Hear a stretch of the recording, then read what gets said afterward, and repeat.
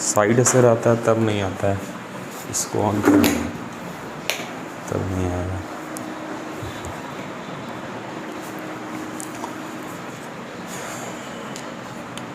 देखते हैं इसमें।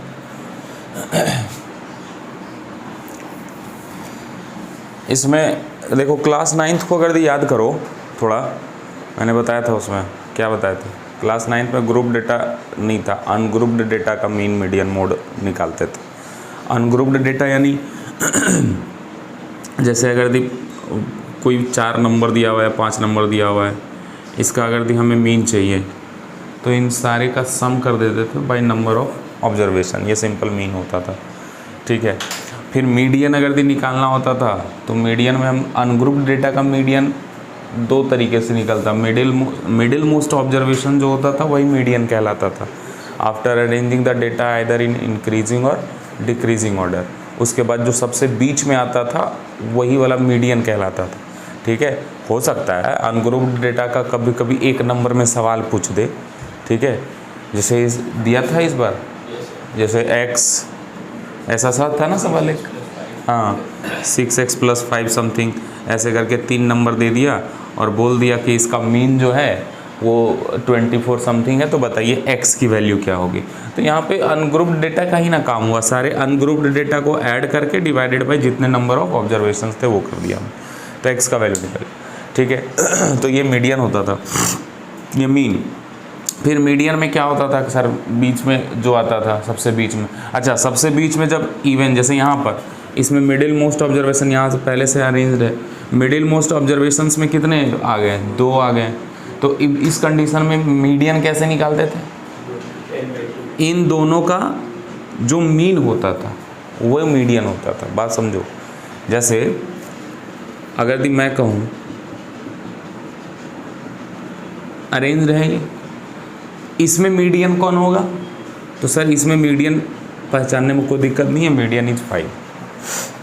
लेकिन अगर हम केवल इसकी बात करें तो मीडियन कौन होगा, बोलेंगे सर मिडिल मोस्ट ऑब्जर्वेशन में तो 2 ऑब्जर्वेशन आया। n/2 जो बात करते हैं वो क्या था, इसमें n/2 टोटल, यहाँ n+1/2 होता था जब ऑड होता था। तो यहाँ पर जो 2 ऑब्जर्वेशन आया, सिंपल समझो, उतना n/2 सब छोड़ दो, अभी ये 2 ऑब्जर्वेशन बीच में आया, तो मीडियन क्या होता था सर, इन दोनों का क्या निकाल देते थे, मीन निकाल दे। तो इन 2 ऑब्जर्वेशन जो आता उनको सम करके क्या कर दो, 2 से डिवाइड कर दो, तो 9/2 इसका यानी 4/5 इसका क्या आ जाता था, मीडियन आ जाता है। ठीक है, और मोड में तो कोई दिक्कत ही नहीं है, मोड में most frequent data is called mode.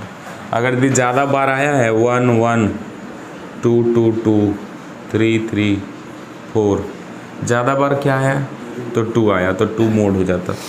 तो ये तो हम बात करते थे अनग्रुप्ड डेटा का। यहाँ पर क्लास 10th में जितना भी बात करेंगे हम वो सारे ग्रुप्ड डेटा का ही बात करेंगे। मतलब कभी कभी होगा ऐसा ना कि जितने भी डेटा हैं वो लार्ज नंबर ऑफ डेटा रहेंगे, मतलब 1 से 60 तक। जैसे हम स्टार्टिंग में यार फ्रीक्वेंसी डिस्ट्रीब्यूशन वगैरह सारा 9th क्लास का चीज़ था कि मान लो 1 से लेकर के 60 तक के बच्चों को मार्क्स लिखना है, तो इसको लिखने के तरीके बहुत सारे हैं। एक तो आप सेपरेटली लिख दो, जैसा कि अवार्ड लिस्ट या मार्क्स लिस्ट में चढ़ाते हैं, ठीक है। या आपको एक डेटा तैयार करने के लिए बोला गया, तो हम डेटा तैयार करने के लिए तो 60 का अलग अलग नाम काहे लिखेंगे उतना, तो हम उस कंडीशन में ग्रुपिंग करना स्टार्ट करते हैं कि भैया 0 से लेकर के 10 नंबर लाने वाले बच्चे को एक ग्रुप पे रखते हैं, फिर 10 से लेकर 20 तक लाने वाले को बच्चे को एक ग्रुप में रखते हैं, फिर 20 से 30 तक लाने वाले बच्चे को एक ग्रुप में रखते हैं। ऐसे करके हम ग्रुपिंग बना देते हैं नंबर्स का, ठीक है। तो ऐसे करके, तो अब जब अगर यदि ग्रुपिंग बना दिए, क्योंकि हो सकता है ना कि सेम नंबर लाने वाला या फिर 0 से 10 तक लाने वाले बहुत सारे स्टूडेंट हैं, तो वो सारे का एक ग्रुप बना करके हम एक में रख दिए। तो ग्रुपिंग बनाने से ये होगा कि डेटा को रिप्रेजेंट करने का तरीका जो है, रिप्रेजेंट करना आसान हो जाता है। तो वही चीज़ है ग्रुप डेटा में फ्रीक्वेंसी डिस्ट्रीब्यूशन, ये सारा कुछ 9th क्लास का टॉपिक था कि बनाते कैसे थे, ठीक है। इसमें इंक्लूसिव फॉर्म, एक्सक्लूसिव फॉर्म सारा आ जाता है, ठीक है, ये हमारा एक्सक्लूसिव फॉर्म हो गया। एक्सक्लूसिव फॉर्म किसको कहते हैं? जिसमें ये वाला इंक्लूड नहीं होता, हायर लिमिट, ठीक है। और इंक्लूसिव फॉर्म जैसे 0 से 10, 11 से 20, 21 से 30, ये कौन सा फॉर्म कहलाएगा? इंक्लूसिव फॉर्म कहलाएगा, in which both the limits are included. तो फ्रीक्वेंसी डिस्ट्रीब्यूशन में ऐसे ग्रुप्स हम लोग बनाया करते थे, ठीक है।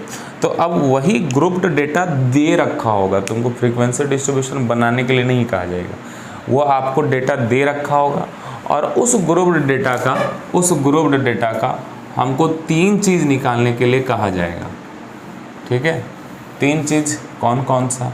फिर से वही मीन, मीडियन और मोड, ठीक। अब उतना चर्चा तो फिलहाल तो नहीं करेंगे कि मीन, मीडियन, मोड। अच्छा, इन तीनों को मिला करके हम लोग ये जो तीनों है इसको मिला करके हम लोग, इन तीनों का एक और नाम है मेजर ऑफ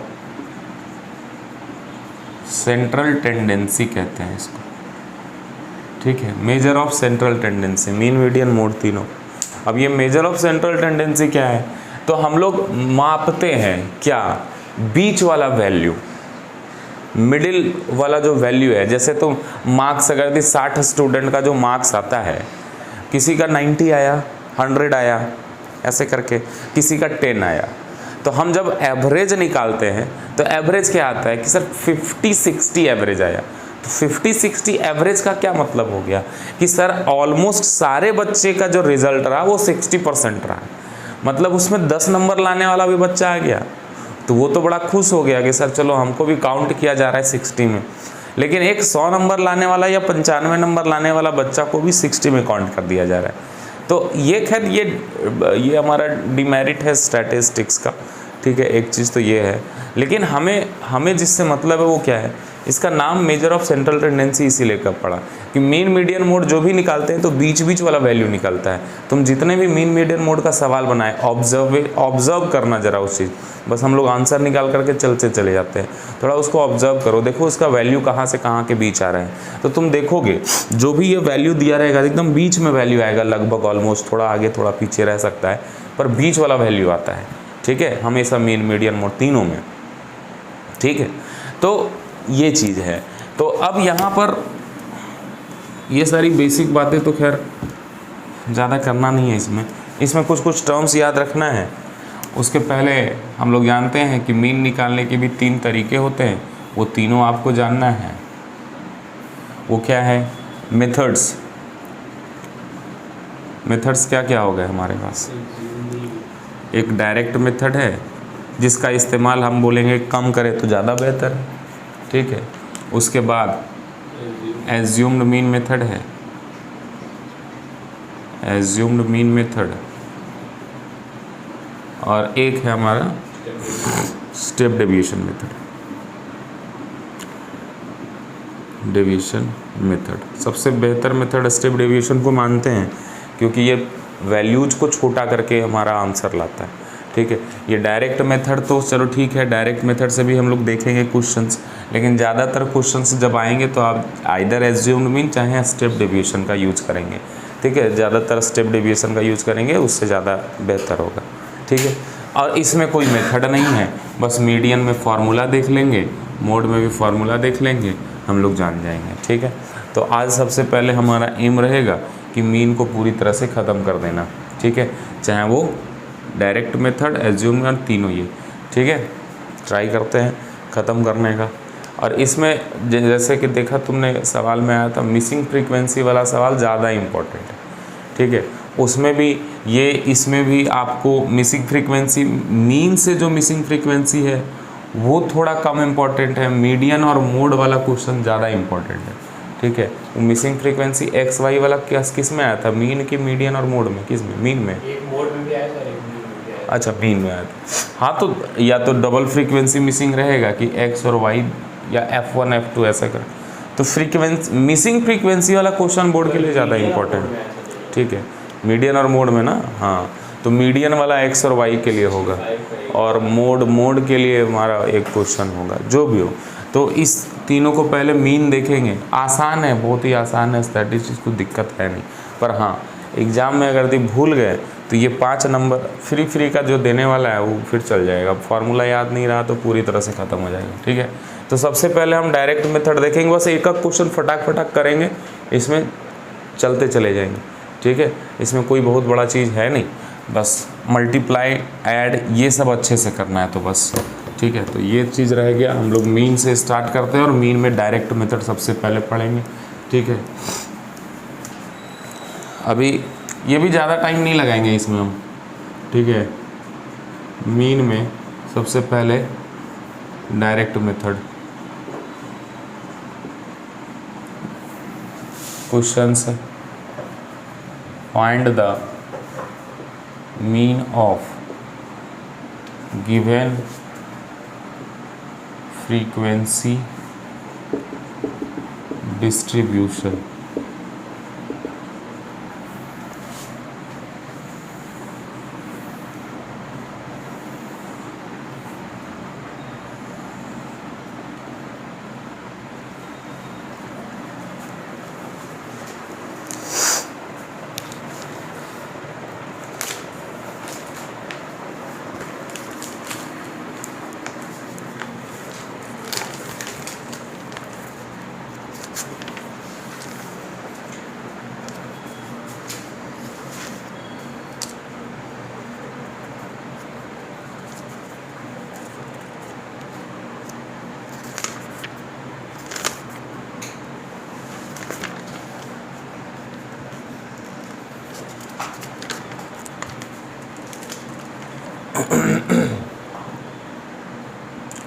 यहाँ class frequency 10 to 30, 30 to 50, 50 to 70, 70 to 90 and 90 to 110.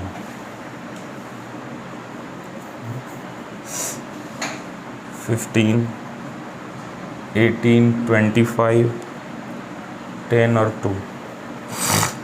ठीक है, बस इसको मीन निकालना है। मिसिंग फ्रीक्वेंसी में हम डायरेक्ट मेथड का यूज़ ना करेंगे तो हम डायरेक्ट एज्यूम्ड मीन पे ही चलेंगे, सॉल्यूशन में कुछ करना नहीं है। अच्छा, इसमें एक बात याद रखना है कि सर हम लोग को एक ज़रूरत पड़ता है क्लास मार्क निकालने का। क्लास मार्क को xi से रिप्रेजेंट करते हैं और क्लास मार्क जो होता है वो क्या होता है जी बताओ? हाँ, upper limit plus lower limit by 2 होता है। ठीक है, और क्लास साइज दोनों में कंफ्यूज करता है बच्चा। क्लास साइज का मतलब upper limit minus lower limit, size of the class है ना। Here the size of the class is 20 है ना। तो कुछ करना ही नहीं है सर, सवाल में कोई दम नहीं है, बस आना चाहिए। यहाँ हम क्लास लिखेंगे, दिस इज fi, फ्रीक्वेंसी को fi से रिप्रेजेंट करते हैं।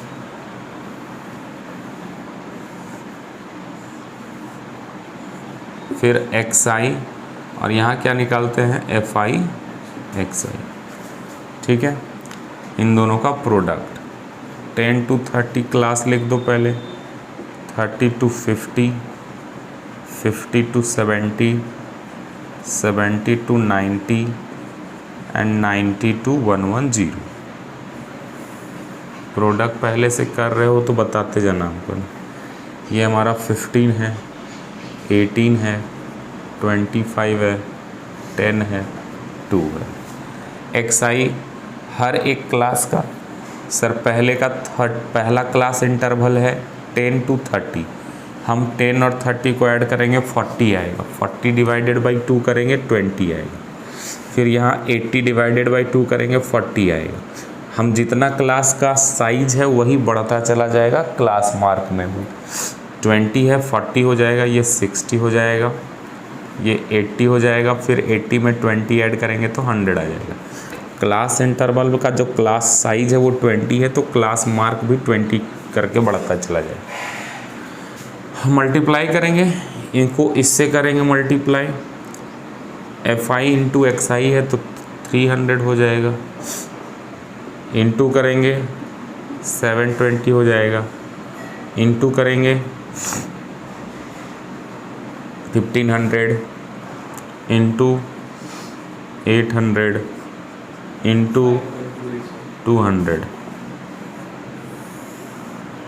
नीचे अब हम लोग क्या निकाल देते हैं, यहाँ से निकालते हैं सिग्मा fi। सिग्मा fi का मतलब इन सारे का सम, फ्रीक्वेंसी का सम कितना आ रहा है जी, 5 2 7, 5 12 8 20, 2 और 3 5 70 आ रहा है ना।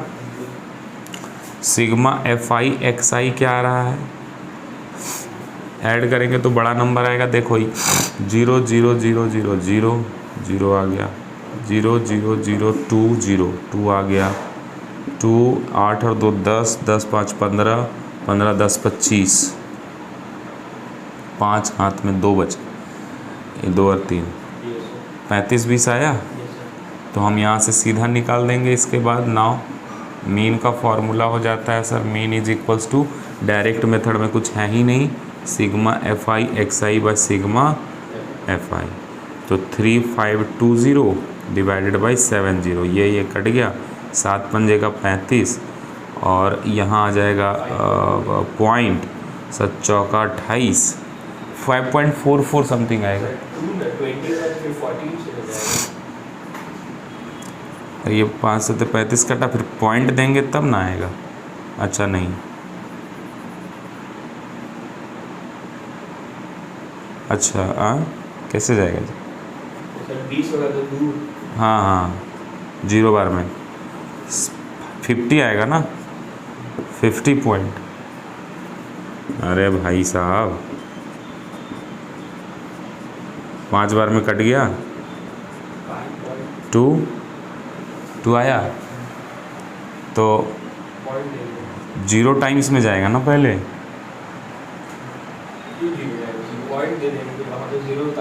अच्छा पॉइंट दे करके 0 आएगा। देखो क्या कहाँ हो रहा है, पॉइंट दे के 0, तो वही तो कर रहा था अच्छा सत्य आई की 2 बार में जाएगा ना, ठीक है। फिर तो नहीं यार, कितना कट के आ रहा है बताओ, 5.28। नहीं गलत है, बिल्कुल गलत है, ऐसा नहीं होगा, 5.28 आ ही नहीं सकता। अब बोलोगे सर मीन ऐसे कैसे आएगा, देखो मीन कभी भी क्लास इंटरवल से पीछे जा ही नहीं सकता, तो मल्टीप्लाई करके देखो, ठीक है। पहले 0 टाइम्स में जाएगा, अब ये 0 टाइम्स में जाएगा यहाँ पे, ठीक है, ये 0 टाइम्स में जाएगा, कितना आ जाएगा 0 2, अब 0.2 और 0 बिठाओ, मल्टीप्लाई करके देखो, डिवाइड करके देखो, तो डिवाइड करके देख, डिवाइड करके 50 7 चौका 7 दूनी 14 और 6 बचा, 50 पॉइंट समथिंग आएगा, 50.2, हाँ 28, हाँ जो भी है 50.28, हाँ 50 पॉइंट उसको, इसीलिए इसको हम 5 फिर बोल सकते हैं 50.3, मतलब ठीक है 50 है, क्योंकि ऐसे भी तुम समझो 7 को जब तुम 5 पॉइंट समथिंग से मल्टीप्लाई करोगे तो 7 पंजे का 35, 35 थोड़े है यहाँ, 352 है, 352 है, डिवाइड, इसीलिए यहाँ पे देखो यही गड़बड़ होता है। तो इसीलिए मैं कह रहा हूँ, इसीलिए मैं थोड़ा सा, इसीलिए मैं ऑब्जर्व भी करने कह रहा हूँ कि ये सब जो रिजल्ट है वो कहाँ लाइज करता है। तो सर तुम 5 पॉइंट समथिंग लाए तो 5 पॉइंट समथिंग मीन आ ही नहीं सकता, क्यों सर? सर क्लास इंटरवल ही 10 से स्टार्ट हुआ है, हमेशा जो मीन मीडियन मोड का वैल्यू है इसी क्लास इंटरवल में कहीं ना कहीं होगा, क्योंकि ये जो क्लास बना हुआ है हो सकता है मार्क्स का क्लास हो, 10 से लेकर के 30 तक लाने वाला कितने बच्चे होंगे? 15 बच्चे होंगे। तो अब मान लो एवरेज निकाले तो 5 नंबर थोड़े एवरेज आएगा। तो मीन को थोड़ा सा देखना है, हमेशा देखना है। एक चीज़ ऑब्जर्व करना स्टैटिस्टिक्स में, मीन मीडियन मोड सबका वैल्यू इधर ही कहीं लाइज होगा, इसमें पहले या तीसरे चौथे वाले क्लास इंटरवल के बीच ही लाइज होगा कहीं ना कहीं। ठीक है, तो इससे तुम पकड़ पाओगे कि हमारा आंसर सही जा रहा है कि नहीं, या फिर हम, क्योंकि 5 पॉइंट समथिंग, अब यहाँ पे देखो, यहाँ पे कुछ पल के लिए हम भी कंफ्यूज कर दिया, हमें भी तो क्योंकि तुरंत पॉइंट नहीं उतारेंगे ना, पहले 0 टाइम्स ले जाएंगे। क्योंकि क्या हो रहा है, अब डिवीजन तो ना सिखाया ना यार, पहले ये चीज़ उतरा है तो पहले इसको डिवाइड कर लेंगे, उसके बाद पॉइंट लगाएंगे, है ना, 0 टाइम्स, है ना। ये कन्फ्यूजन बहुत होता है, सिर्फ आपका नहीं, बड़े बड़े लोगों से हो जाता है। ठीक है, वो 5 पॉइंट तो समझना है थोड़ा सा, वो 7 वो समथिंग कुछ ही आएगा, 352 नहीं आएगा फिर, हाँ 35 पॉइंट समथिंग रहता तब आ जाता। ठीक है, तो ये सिंपल। अब देखो इस सवाल लेने के पीछे रीजन भी रहा। छोटा वाला सवाल क्यों नहीं लिए? डायरेक्ट मेथड को हम तो स्टैटिस्टिक्स का, हाँ अगर जिस बच्चे को एज्यूम्ड मीन स्टेप डेविएशन नहीं आ रहा है, उसको बाकी कुछ नहीं आ रहा है, टाइम पास करने का उसको बहुत ही एग्ज़ाम में टाइम पास करने का शौक़ है, बहुत टाइम है उसके पास, तो आराम से आप डायरेक्ट मेथड का यूज करें। अब डायरेक्ट मेथड में एक प्रॉब्लम क्या दिख रहा है, देखो कि सर नंबर देख रहे हो कितने बड़े आ रहे हैं, तो चलो यहाँ तो खैर मल्टीप्लाई कर लिए, ठीक है मल्टीप्लाई कर लिए, सारा कुछ कर सकते हैं, यहाँ तो फिलहाल कर सकते हैं, चलो मान लो नंबर और बड़ा हो जाए। बड़ा होने के पीछे रीजन क्या होगा कि क्लास मार्क बड़ा निकले, फ्रीक्वेंसी बड़े दिए गए हों। मान लो क्लास मार्क यहाँ 0 to 100, 100 to 200, 200, 300, 300, 400 दिया हुआ, तो यहाँ पे क्लास मार्क तो बड़ा आएगा, क्लास मार्क बड़ा आएगा तो प्रोडक्ट यहाँ बड़ा आएगा। ऐसे ही छोटे से क्वेश्चन में प्रोडक्ट इतना बड़ा आया। ठीक है, तो इसीलिए डायरेक्ट मेथड को थोड़ा सा हम सही मेथड तो ठीक ठाक ही है, लेकिन कॉन्वेनिएंट मेथड नहीं मानते।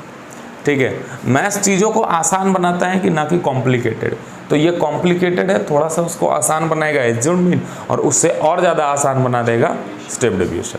तो इसी कारण से हम लोग 3 मेथड जानते हैं, और इसीलिए ज़्यादातर हम कहते हैं कि या तो एज्यूम्ड मीन और स्टेप डेविएशन 2 मेथड याद रखें। जो भी आए, जितना भी छोटा से छोटा सवाल आए, छोटा से छोटा नंबर आए, एज्यूम्ड मीन स्टेप डेविएशन लगा दो, खाली टेबल का ही तो खेला है, टेबल बना दो, बात हो जाएगा ख़त्म।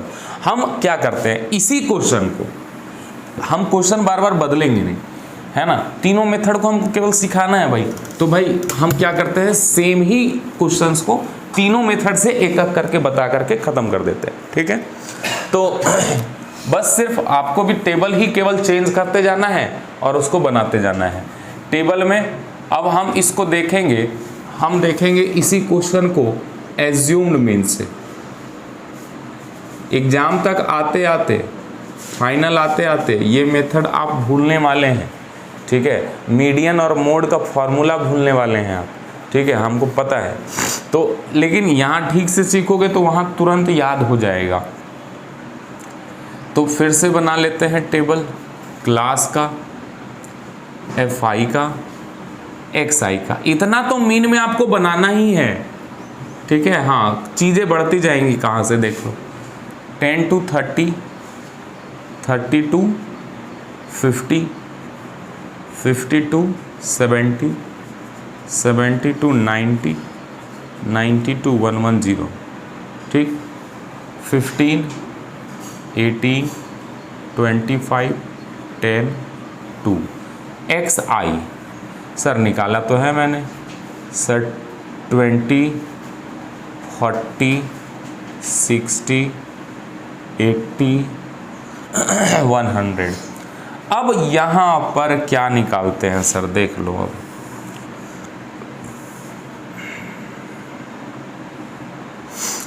यहाँ पे सिग्मा fi क्या आ जाता है सर, 70 आ गया, चलो इसको भी रख लिया। चलो नेक्स्ट हम लोग क्या निकालते हैं इसमें, di। ठीक है, di क्या होता है सर, di होता है xi माइनस a। अब ये a क्या है सर, ए क्या है? Assumed mean. एज्यूम्ड मीन कैसे मानते हैं बताओ? जो क्लास मार्क है उसमें जो मिडिल मोस्ट क्लास मार्क है उसको ए मान लेते हैं। अब यहाँ एक सवाल आएगा, देखो एग्जाम में भी ऐसे कर देना ए बराबर दिस, ताकि वो समझ में आ जाए, हॉट पॉइंट मिल जाए उसको कि भैया ए यही है। लेकिन बीच में अगर यदि 2-2 आ गया, चलो इसमें तो ऑड था, 2 इधर बीच में बचा 60, तो उसको ए मान लिया। लेकिन 6 क्लास मार्क रहता तब क्या करते हैं सर? 2 को बीच में आता, 2 को बीच में आता तो तुम्हारी मर्जी है सर, किकरो मान लो, है ना, नीचे वाले को मान लो या चाहे ऊपर वाले को ये मान लो। लेकिन जब पहले से बीच में 60 है तो तुम्हारी मर्जी नहीं चलेगी कि 80 को हम ए मान लें, ठीक है, मिडिल मोस्ट को मानना पड़ेगा। लेकिन कभी ट्राई करके देखना कि अगर 80 को भी अगर ए मान लिए तो क्या होगा, ठीक है मेरा। चलो खैर एक्स आई माइनस ए करो, 80 माइनस 60 माइनस 40 होगा, 40 minus 60 minus 20, this is 0, 80 minus 60 20, 100 minus 60 40। और लास्ट टेबल इसमें क्या बनाते हैं? एफ आई डी आई का। तो 15 का प्रोडक्ट माइनस 40 से, 15 चौके 60, 1 0 लग जाएगा माइनस का, ठीक है। अभी भी ये बड़ा आ रहा है, यही क्वेश्चन को और छोटा कर देगा अभी step division.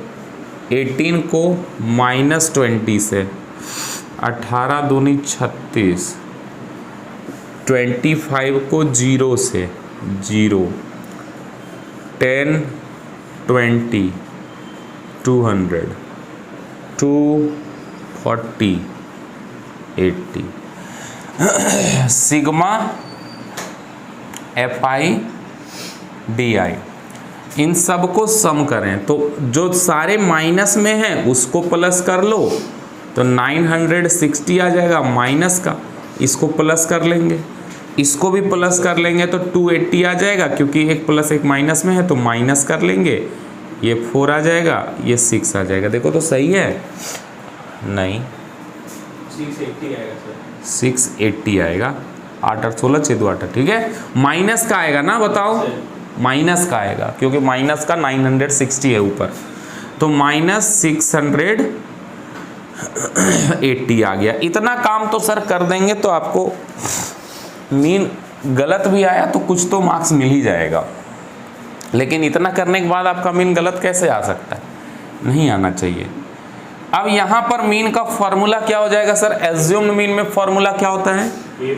A plus sigma f i d i by sigma f i, ठीक है।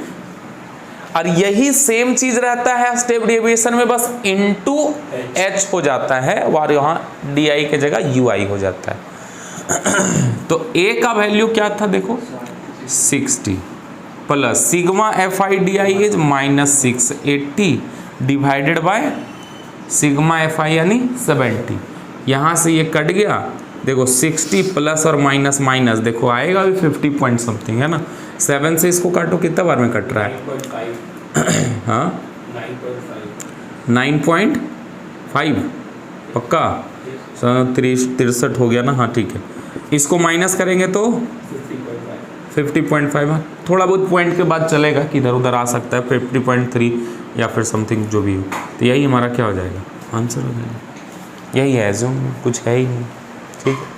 और सेम प्रोसेस अगर यदि हम किसके साथ कर ले, सेम क्वेश्चन को अब हम देख लेते हैं किसको, स्टेप डेविएशन। तो कुछ चेंज करेंगे नहीं हम, ये सेम रहेगा, ये सेम रहेगा, ये भी सेम रहेगा, ये भी चाहो तो सेम रख सकते हैं, अगले में x I minus A divided by H कर देंगे।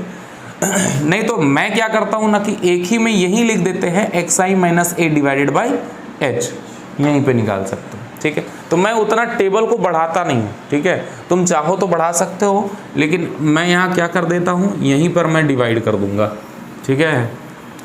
तो इस क्वेश्चन को एक लास्ट हम लोग देख लेते हैं स्टेप डेविएशन से। स्टेप डेविएशन, स्टेप डेविएशन, यहाँ हम लोग